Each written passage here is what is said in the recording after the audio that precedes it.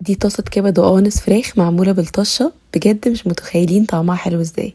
فقبل اي حاجة اعملوا سيف للفيديو عشان تجربوا الطريقة دي في اقرب وقت، متأكدة انكم هتعتمدوها زي بالظبط. اول حاجة هنحضر الطشة بتاعتنا. في الكبة هنحط 5 فصوص توم وحباية فلفل احمر ونص حباية فلفل رومي ونص طماطمايه، وممكن نزود فلفل احمر حار لو حابين، ونضرب بقى كل ده في الكبه، ونزود بقى في الاخر التوابل ملح وكمون وكزبره. في الطاسه بقى نسخن شويه زيت وننزل بالكبده، وتكون مغسوله بلبن وخل بس. عشان الكبده تتسوى صح لازم النار تبقى سخنه قوي، وبعدين نحطها نستنى شويه عليها ونبدا نقلبها. وكمان بحطها سليمه زي ما هي، مش بقطعها، لو حابه اقطعها بقطعها بعد ما تستوي عشان ما تتهريش. شعرت بقى الكبده كده بشويه ملح لان الملح اصلا موجود في الطشه، و4 دقائق كده نطفي عليها تكون تقريبا استوت بنسبه 90%. نشيل بقى الكبده وفي نفس الطاسه ننزل بشويه زيت حلوين، ونحط القوانص بقى نديها صدمه وتاخد لون دقيقتين كده، ونضيف بصلايه متوسطه متقطعه جوليان نشوحها كويس مع القوانص، وبعدين نشعرها برده بشويه ملح ونضيف شويه ميه صغيرين ونغطي عليها لحد ما القوانص تستوي. وبعد ما تستوي بقى ننزل عليها بالكبده ونقلبها معاها كده لمده دقيقتين. والخطوه الجايه بقى دي هي اهم خطوه، نحط بقى شويه زيت حلوين في الطاسه وننزل بقى بالطشه بتاعتنا